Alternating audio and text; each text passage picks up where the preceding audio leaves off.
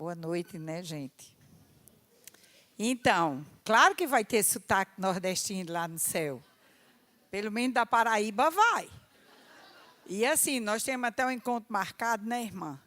Atrás do trono da glória, do lado direito.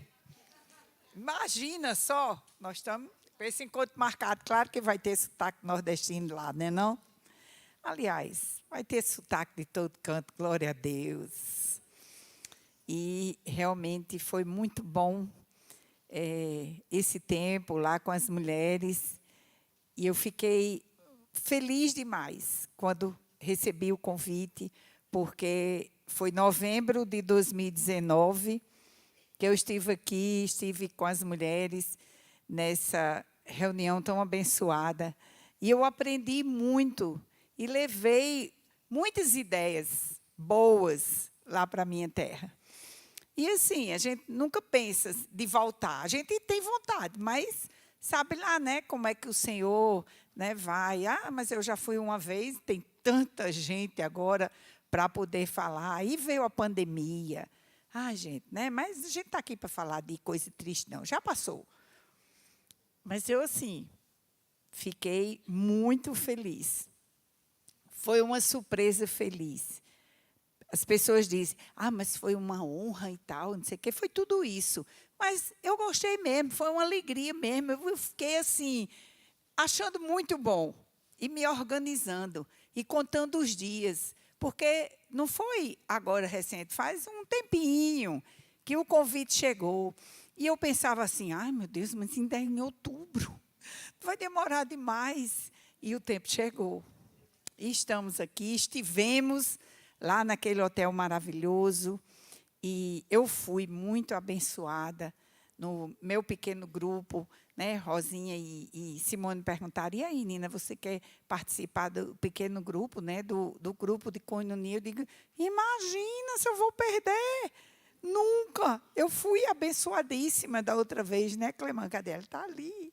E agora com a Luciana e com tanta gente maravilhosa, a gente só aprende, só aprende. Muitas pessoas vão para os lugares e ficam trancadas nos quartos. Porque eu quero descansar, eu estou exausta. Vai descansar no Senhor, menina, que o negócio é bom demais. Você volta renovada, restaurada e pronta para tanta coisa maravilhosa que o Senhor tem que colocar na sua frente. E para encerrar, né, esses dias, essas conversas que nós tivemos, o Senhor trouxe ao meu coração uma palavra lá em Isaías. Quando fala assim Isaías, a gente já fica, né, meio preocupada, porque a coisa lá foi estreita. Pense num profeta que pegou assim um estreito grande. Porque, olhe, falar para pessoas poderosas, ele falava, ele profetizava nos palácios, nas autoridades. Tem uma passagem que eu temo assim muito, lá em Isaías 32, 9, quando diz, levantai-vos, mulheres que está em repouso, e ouvi a minha voz. E se a gente for para o contexto dessa passagem, é terrível. Será que a gente não está vivendo como aquelas mulheres estavam vivendo? A desgraça se aproximando e as mulheres lá tudo saracoteando, tudo se enfeitando. E hoje não está diferente não, minha gente. É tudo se enfeitando, tudo é botox, é não sei o quê, puxa aqui, estica ali. Aí daqui a pouco, coisa está muito séria. Aí a gente pensa que é só naquele tempo. Não, hoje a coisa está terrível. O que é que as mulheres estão fazendo de suas vidas? Estão querendo voltar a ter 15, do jeito que vai, até 10 anos. Aparelhos, cada vez a ciência descobrindo aparelhos de rejuvenescimento. Eu encontrei um amigo, já assim dos seus 50 e poucos anos, com os olhos todos roxos, um homem. Eu pensei assim, eu digo, ele foi assaltado.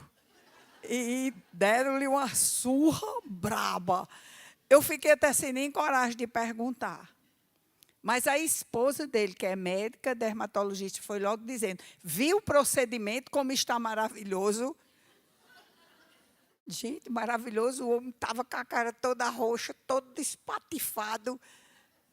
Mas vai ficar perfeito. Muitos anos a menos. Os homens, que a gente acha que o homem não se preocupa muito com essa coisa. Não é verdade? Mas estão preocupando. Tem um tal de metrosexual. Eu soube disso numa palestra do Boticário, lá no shopping João Pessoa. Eu digo, e tem isso? Tem. E é macho, metrosexual. E o que faz? Faz sobrancelha, faz não sei o que. Eu digo, misericórdia, não basta as mulheres. Então, levantai-vos, mulheres que estão em repouso, e ouvi a voz do Senhor. Tudo isso vai ficar. Quando nós formos nos encontrar lá atrás do trono da glória, eu acho que a gente vai se reconhecer assim, porque eu vou ter meu sotaque. Vocês vão ter o sotaque de vocês. Vocês vão dizer, eu acho que é Nina, mas vai estar tudo transformado, bonito, pelo Senhor. Não sou contra ninguém se cuidar, não, gente. Tem que se cuidar. Mas tem os mais. Então, era num ambiente de despreocupação que Isaías alertava, que Deus levantou Isaías para dizer, cuidado, vem aí a invasão, a desgraça, vocês precisam se cuidar. Não é diferente de hoje, não. Nós estamos alertados. Vai chegar, vai vir. E o que é que nós estamos fazendo, vivendo despreocupadamente? Pensando em coisas materiais, quando precisamos pensar nas coisas do alto, nas coisas do Senhor. E tem uma passagem de Isaías que toca muito meu coração, desde a primeira vez que eu li, está em Isaías 6. E diz assim, no ano em que o rei Uzias morreu, eu vi o Senhor. Ele estava sentado em um trono alto, e a borda de seu manto enchia o templo. Acima dele havia serafins, cada um com 6 asas. Com 2 asas cobriam o rosto, com 2 cobriam os pés, e com 2 voavam.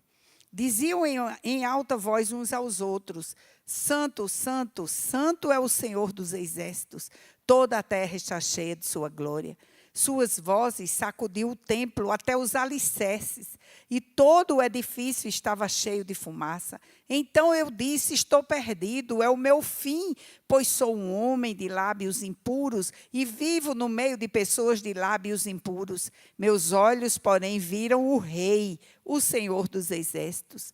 Então, um dos serafins voou em minha direção, trazendo uma brasa ardente que ele havia tirado do altar com uma tenaz.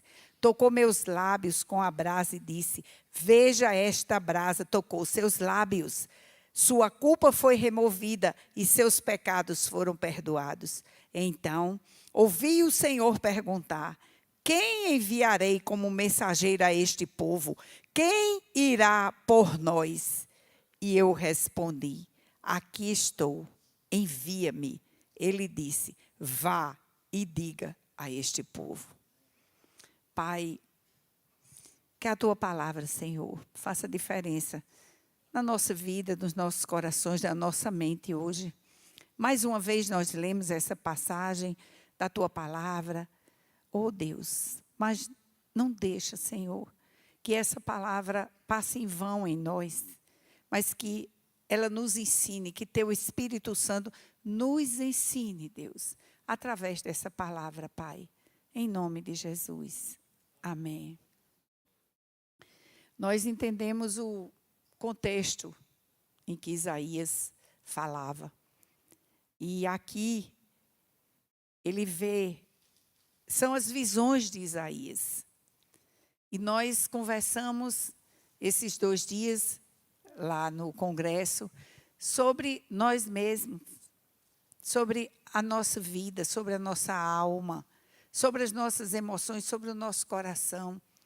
Porque o tema era muito pertinente.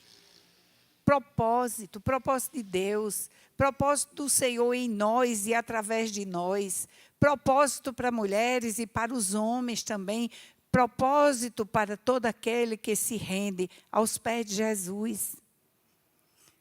E aqui, a primeira visão do profeta é a visão do seu tempo. Ele fala no contexto que ele vive, no ano em que morreu o rei Uzias.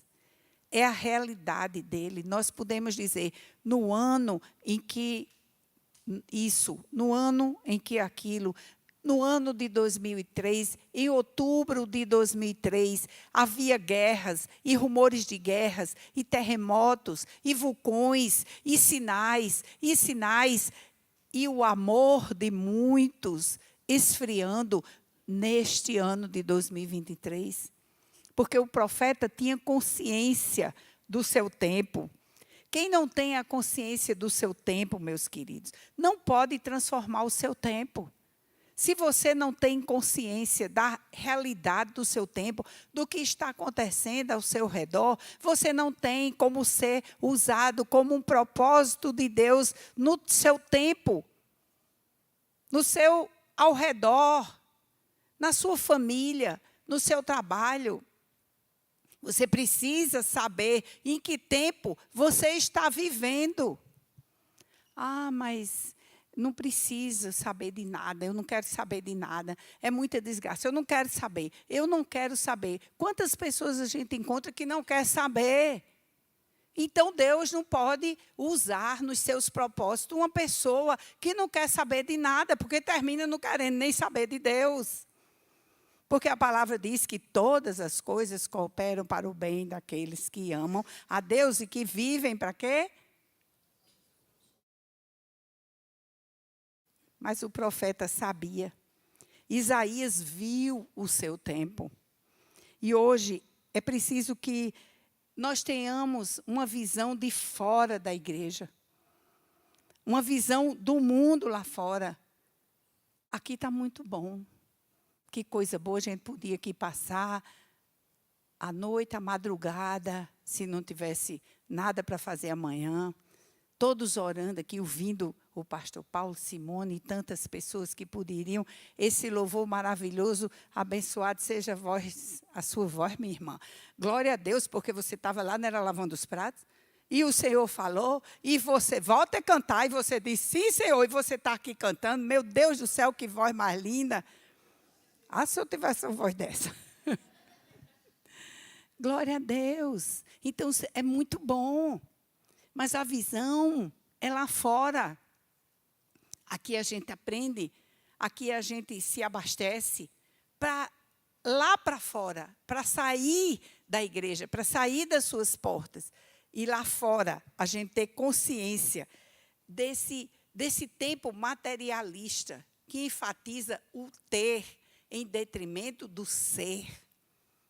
E esse perigo está adentrando as nossas igrejas. Quando eu falo igreja, né, não são essas paredes aqui, não. É a igreja corpo do Senhor.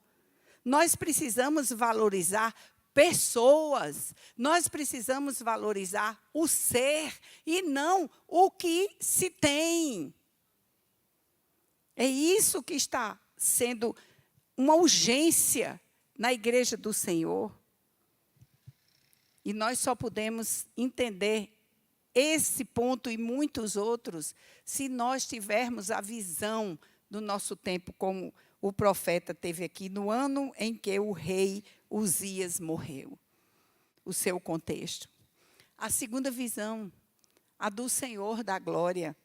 O Senhor soberano e instalado em toda a terra, a grandeza de Deus, único e verdadeiro Senhor. Ele viu aqui.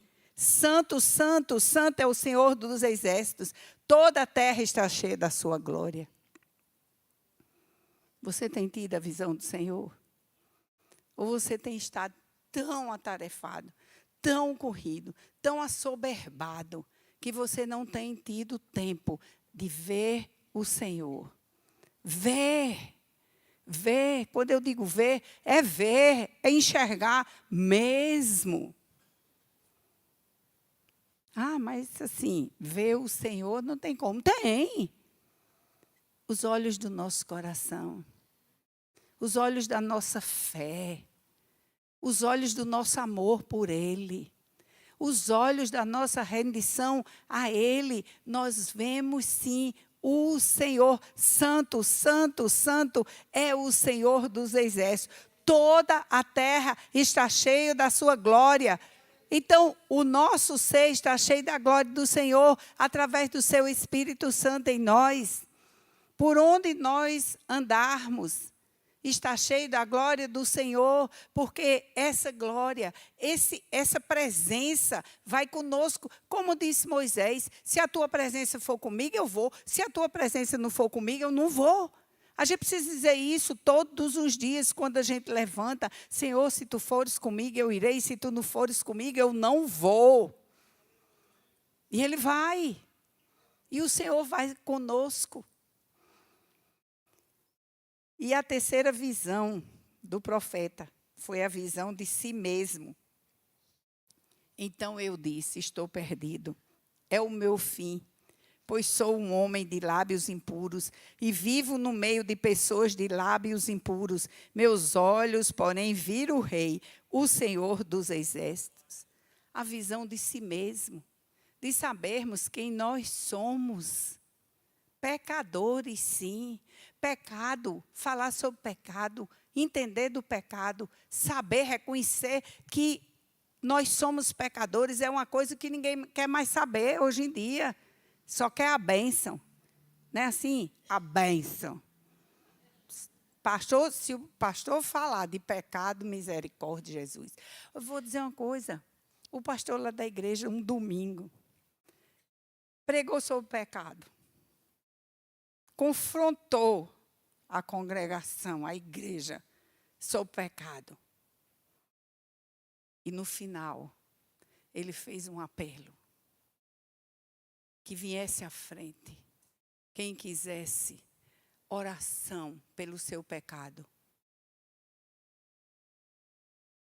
Quantos foram? Diga aí, no chute. Foi ninguém. Nem eu. Eu digo, vai que vão dizer, a mãe do pastor está preta de pecado.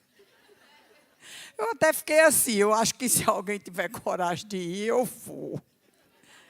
Ninguém. Ninguém. Será que naquele domingo na igreja não tinha nenhum pecador? E o pobre ficou lá, né? Ah, veio, tal. Não teve acordo. Ninguém foi. A visão de si mesmo que o profeta teve. Eu estou perdido. Nós estamos perdidos. Porque nós somos pecadores carentes da graça de Deus. Ele pagou o preço. É um espetáculo de graça. É um explodir de graça. Mas parece que a gente não tem essa noção do tamanho da graça. Que se faz um apelo e ninguém vai. Por quê? Porque sou pecado. E as pessoas vão ver que eu estou indo ali porque eu tenho algum pecado. Vão falar, vão dizer, olha aquela irmãzinha lá da oração, aquele irmãozinho lá que parece que é tão espiritual, está indo à frente de pecado. Num apelo de pecado. A coisa chegou nesse nível. Mas o profeta não, ele abriu a boca e disse, estou perdido. É o meu fim. Ele radicalizou logo. Pois sou um homem de lábios impuros e vivo no meio de pessoas de lábios impuros. Meus olhos, porém, viram o Senhor. É a graça. E em quarto, a quarta visão da graça de Deus. Então, um dos serafins voou e caminhou em minha direção, trazendo uma brasa ardente que ele havia tirado do altar com um tenaz. Tocou meus lábios com a brasa e disse: veja esta brasa. Tocou seus lábios, sua culpa foi removida e seus pecados foram perdoados. Ele reconheceu o seu pecado. Ele reconheceu que era um homem de lábios impuros. E porque ele era um homem de lábios impuros, ele tinha visto o Senhor e estava perdido. Mas o perdão chegou. Uma brasa ardente tocou os seus lábios e o purificou. O sangue de Jesus nos purifica de todo o pecado. Mas nós precisamos reconhecer que somos pecadores. Porque senão o sacrifício de Jesus não valeu de nada. Porque se você não reconhece que é pecador e carente da graça do Senhor, o sacrifício de Jesus não valeu, porque foi por mim, foi por você, porque nós somos pecadores, sim. Lábios impuros, alma impura, mente impura, atitudes impuras. É a nossa natureza caída no pecado. Ele viu isso, mas o Senhor, o sangue de Jesus, nos purifica, nos limpa, nos lava. Aquele hino, alvo mais que a neve. Eu acho que o povo naquele tempo não entendia muito, não, que aqui a gente não tem neve, hoje até que tem lá para baixo uns negócios mais friozinho, né, mais gelado. Mas imagine um tempo atrás, alvo mais que a neve. Fica assim. A conotação, né, a imagem é de que fica branco, porque é escuro. O pecado atreva. O pecado é a treva. E a treva é escura, não tem luz. E o sangue de Jesus traz a luz para a nossa vida que está em trevas. Por isso que Jesus disse: seja luz nesse mundo tão escuro, tão triste, tão perdido. E a quinta visão do chamado. Então ouvi o Senhor perguntar: ó, a trajetória. Ele teve a consciência do seu tempo. Depois ele teve a visão do Senhor. Depois a visão de si mesmo. E a visão da graça de Deus perdoando seus pecados, o limpando. E a visão da missão. Então ouvi o Senhor perguntar: quem enviarei como mensageiro a este povo? Quem irá por nós? É o propósito de Deus. Quem irá por nós? Tem algumas versões que dizem que envia-me a mim. É uma oração corajosa. Ele vai enviar. E muitas vezes é um caminho difícil. Ele agora estava pronto para ir. Nós estamos prontos para ir. Nós estamos prontas, as mulheres que estiveram ali naquele retiro, debatendo, compartilhando esse tema do propósito. Nós estamos prontas para ir cumprir o propósito que Deus tem para a nossa vida. Porque o Senhor não manda de bolo, não. Vai um por um. É o propósito dele na vida de cada um. Eu vi certa vez um pregador dizer: se você não quiser ir, a obra do Senhor não vai parar. Não vai deixar de ser feita. Mas como seria feita através de você, não vai ser. Porque você é único para o Senhor. Ele vai fazer. De outra pessoa, ele vai enviar outra pessoa. Ele vai manter o propósito através de outra pessoa. Mas vai ser diferente. E quem vai perder é você. Você vai perder de ser uma bênção nas mãos do Senhor. Imagine se a irmã tivesse dito ali naquela pia: tivesse dito assim, não, Senhor, eu mesmo não vou voltar a cantar. Olha só, irmã, você estava impedindo que a gente aqui ouvisse essa voz maravilhosa e de você ser abençoado. Porque eu tenho certeza que quando você está aqui em cima ministrando o louvor, quando você está abrindo o seu coração e a sua voz para o Senhor, a bênção que enche o seu coração não tem como se mensurar. E assim é na nossa vida também. O que o Senhor quer fazer através da nossa vida, só Ele sabe. E nós não podemos recuar. Ele disse, vá e diga a este povo. E Isaías foi. E disse ao povo. Não adiantou muita coisa, não. Porque vieram os babilônios, levaram. E depois lá, Ezequias, ele falou, prepare sua casa, arrume suas trouxas, porque você vai morrer. E ele chorou com a mão na parede. Eu penso tanto ele chorando com a mão na parede. E o Senhor deu mais 15 anos a ele. E foi um desastre. Mas o Senhor deu. E depois vieram aqueles enviados e ele mostrou o reino todo, as riquezas todas. E o profeta perguntou, o que foi que você mostrou a esse enviado? Tudo. Não ficou nada que eu não tivesse mostrado. E a gente muitas vezes faz assim na nossa vida, né? A gente mostra tudo, abre as portas. E agora com esse tal de Instagram, Face, WhatsApp, meu Deus do céu, eu fico olhando assim, eu digo, ai, gente, olha, eu tenho um sobrinho que é policial civil, da Polícia Civil de Pernambuco, da inteligência. Ele diz, tia, não coloque sua vida no Instagram.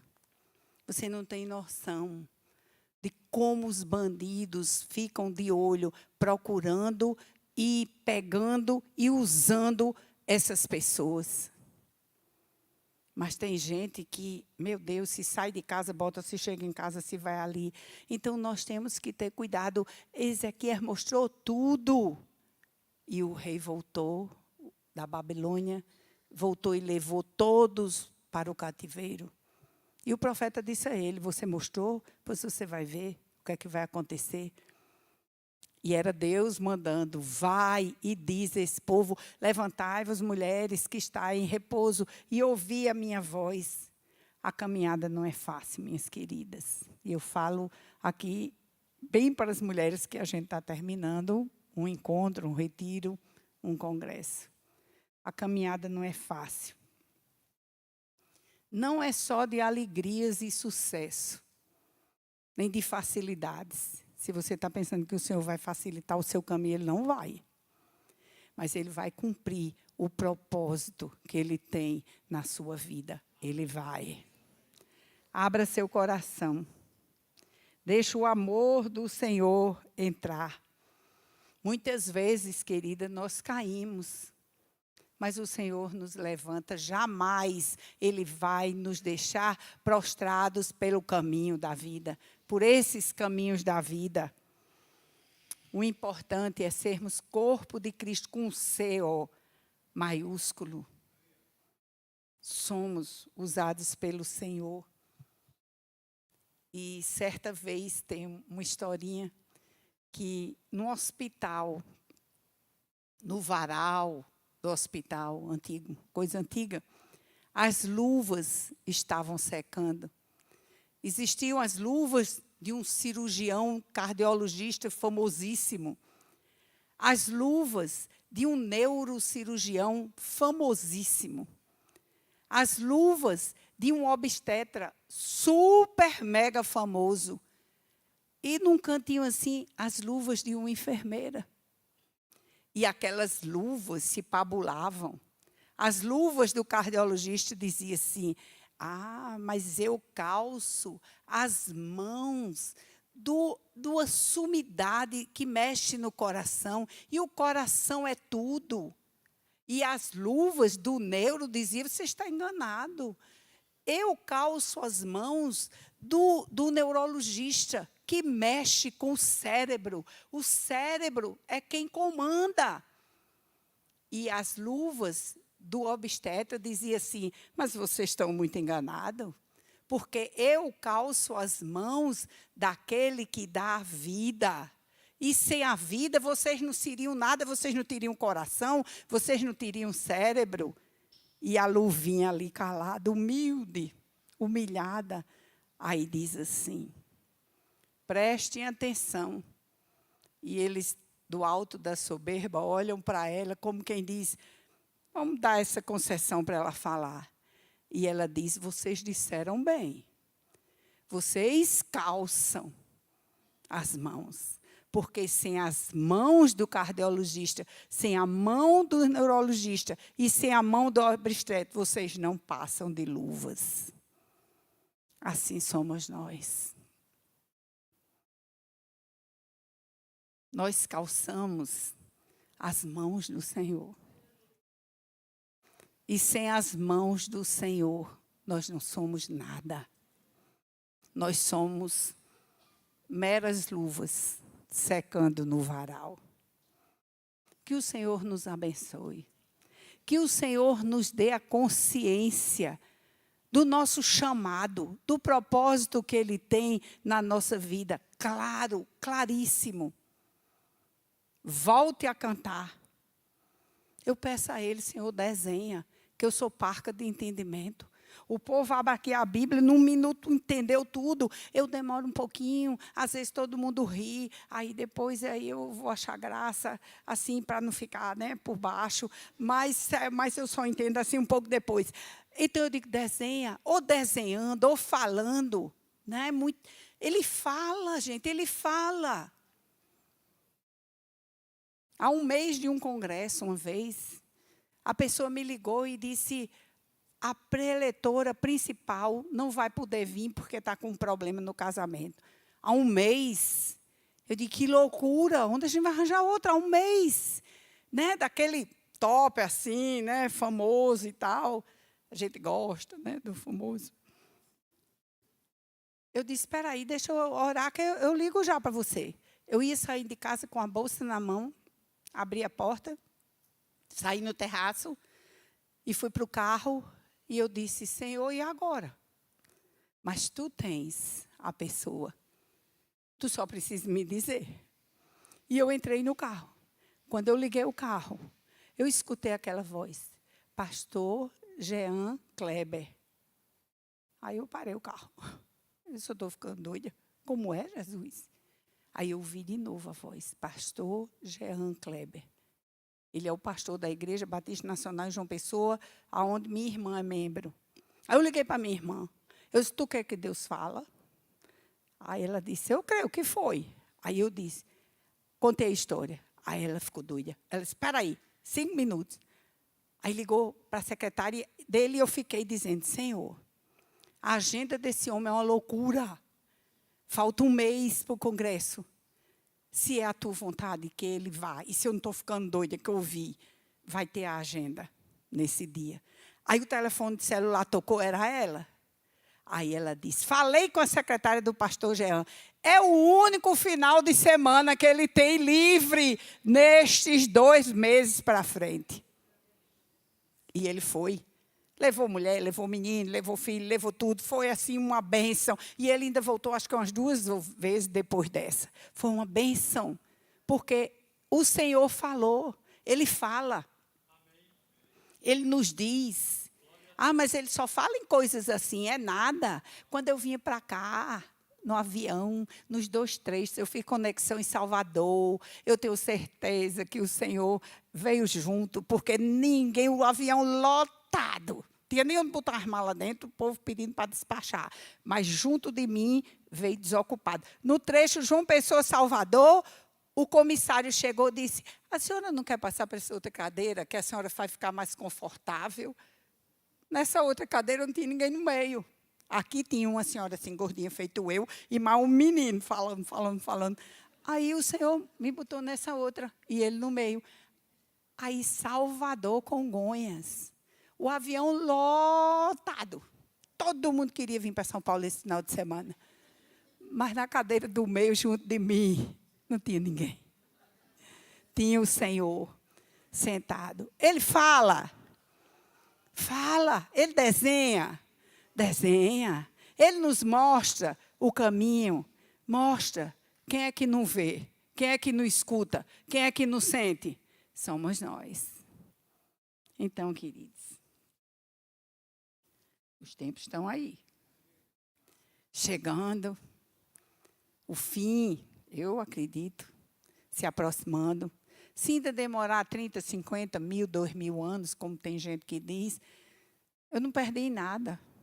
Igual aquele homem que passava todo dia na porta do bar para ir para a igreja, né? Vocês sabem dessa história. E os bebês, lá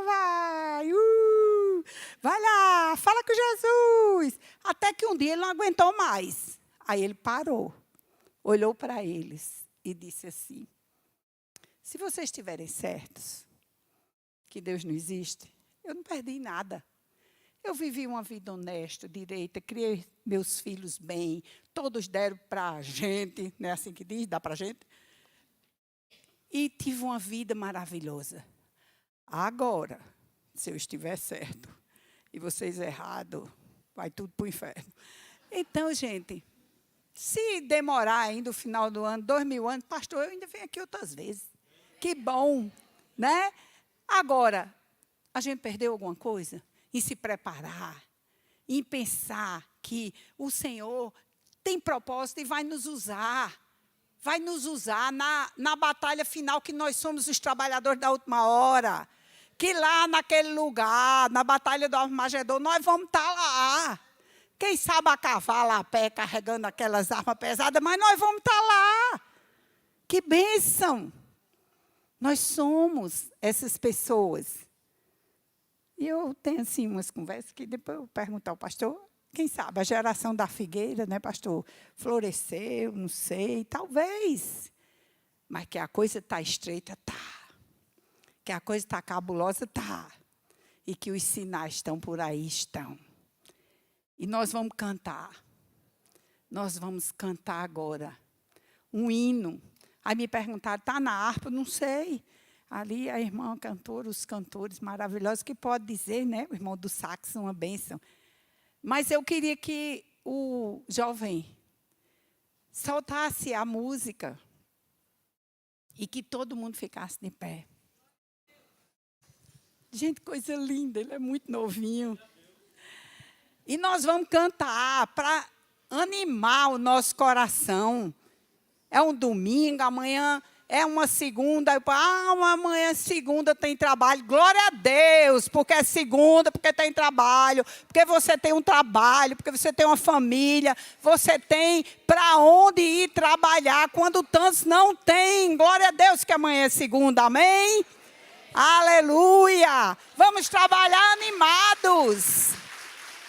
E pedir que o Senhor coloque uma vida na sua vida para você falar de Jesus. Uma vida que não conhece o Senhor. Pode colocar. Nós vamos cantar. E marchar. Aí o pessoal lá no hotel disse, mas é rock. Aí eu digo, bom, eu achei que não era rock, mas se é rock, glória a Deus, vamos marchar no rock. Muita gente conhece, eu acho, que as mulheres cantaram animadas. É porque negócio de mídia, às vezes, dá uns... Muito lindinho, ele bem novinho.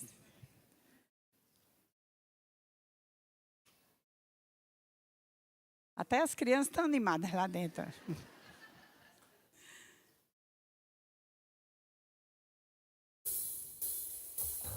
Pronto! Eu tenho certeza que muitos conhecem esse rock.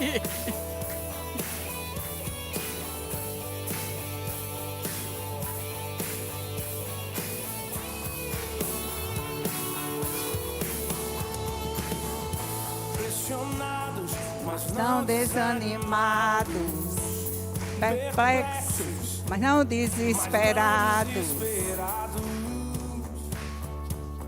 Estamos de pé,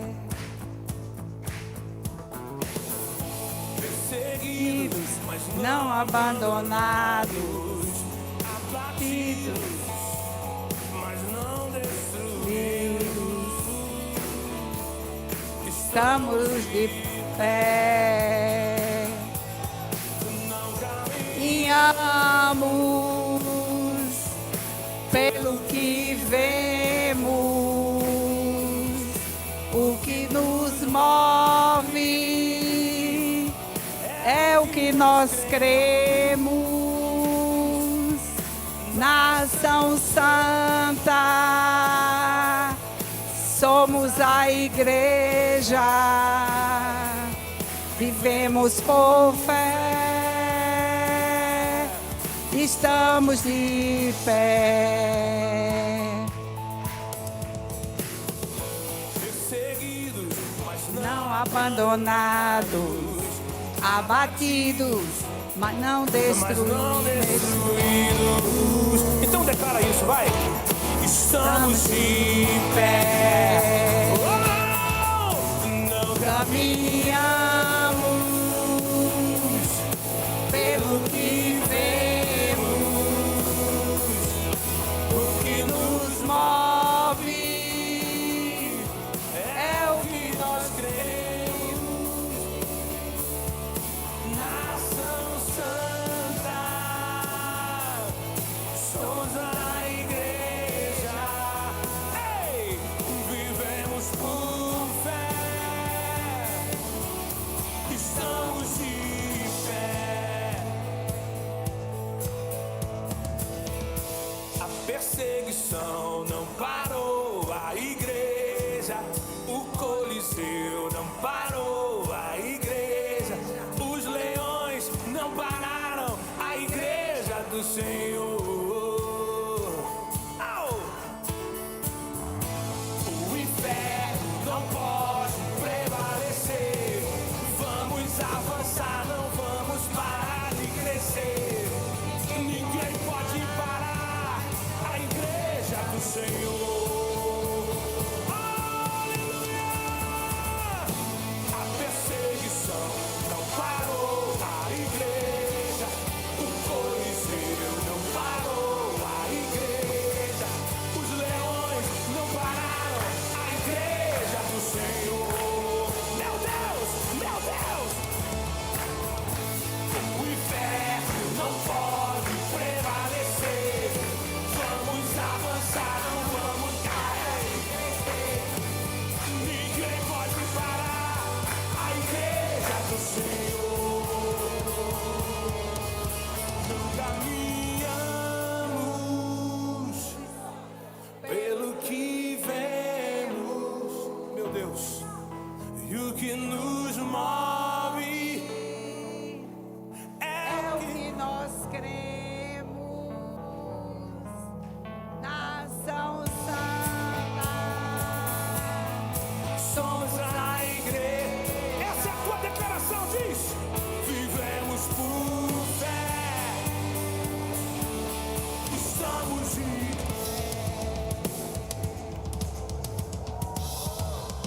vem comigo! aleluia. Glória a Deus.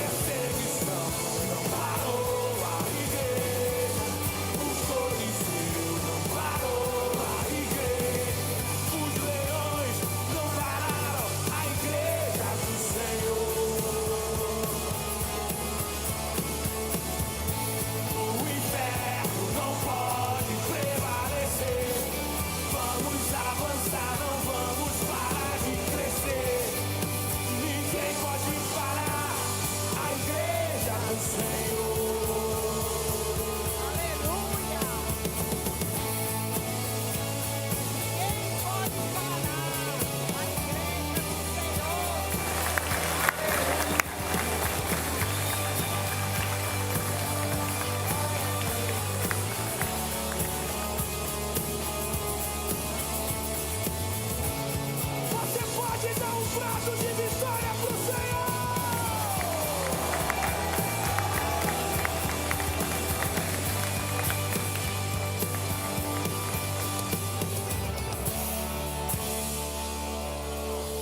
A igreja não para de crescer.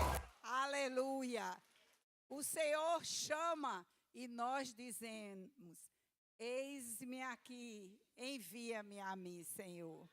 Aleluia.